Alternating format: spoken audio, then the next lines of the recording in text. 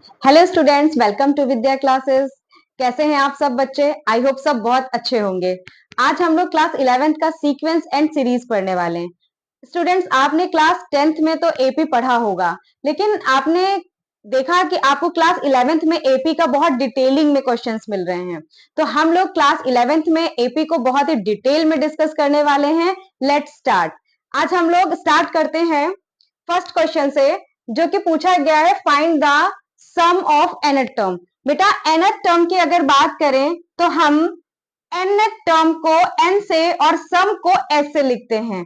इसका फॉर्मूला हो जाएगा n/2 2a plus n minus 1d। बेटा अब क्वेश्चन में पूछा गया है कि जिसका nth टर्म 5n प्लस 1 दिया है। तो जब भी आपको बिना सम के अगर क्वेश्चन दिया हुआ है तो उसको a के साथ में लिखना है, यानी an दे रखा है 5n प्लस 1। बेटा सबसे पहले हमें तो सीरीज की जरूरत होगी। जब तक हमारे पास एपी की सीरीज नहीं होगी हम इसको फाइंड नहीं कर सकते हैं। तो हम सबसे पहले एपी की सीरीज निकाल लेंगे। तो n की वैल्यू 1 से रखना स्टार्ट करते हैं। 1 2 3 एंड सो ऑन। आपको ज्यादा वैल्यूज रखने की जरूरत नहीं है, आप 3 और 4 तक ही वैल्यू निकालेंगे।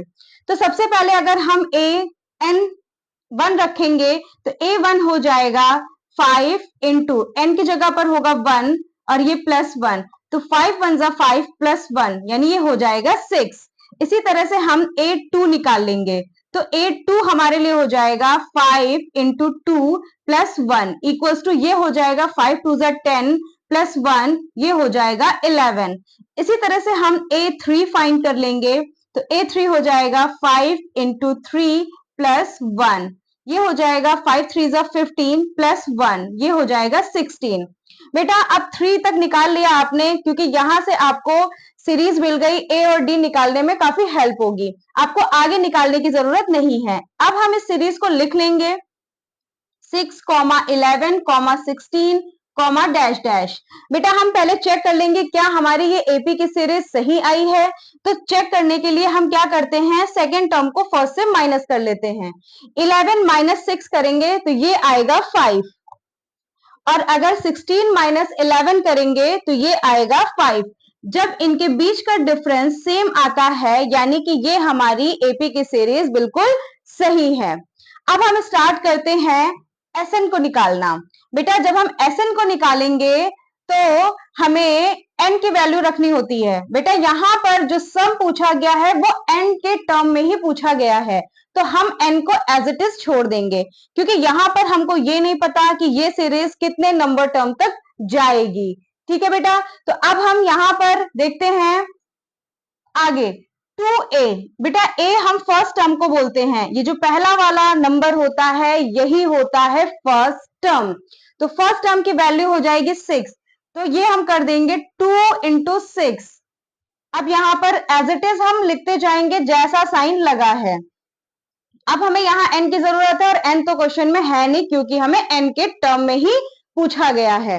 तो ये लिख देंगे n माइनस 1। बेटा अगर d की बात करें तो d को बोलते हैं कॉमन डिफरेंस, और कॉमन डिफरेंस इनके बीच के डिफरेंस को बोलते हैं। तो ये है 5, तो यहां हम पुट कर देंगे 5। अब हम इसे सिंप्लीफाई कर देंगे जितना हो पाए। तो n/2 और ये हो जाएगा 2 इंटू 6 तो हो जाएगा 12 प्लस। अब यहां पर हम क्या करेंगे, 5 को दोनों से मल्टीप्लाई कर देंगे, तो ये हो जाएगा 5 इंटू एन 5n, और ये हो जाएगा -5। बेटा अगर ये और सिंप्लीफाई हो रहा है तो इसे हम सिंप्लीफाई कर देंगे, तो ये हो जाएगा n/2 12 माइनस 5 ये हो जाएगा 7 प्लस 5n। तो ये हो गई सम ऑफ nth टर्म की सीरीज। इसी में अगर क्वेश्चन कह देते हैं कि आपको 20th टर्म फाइंड करना है, यानी n की वैल्यू आपको दे देते हैं कि 20 टर्म के लिए फाइंड करना है, तो आपको n की वैल्यू यहाँ पर 20 रख करके आगे सॉल्व कर लेना है।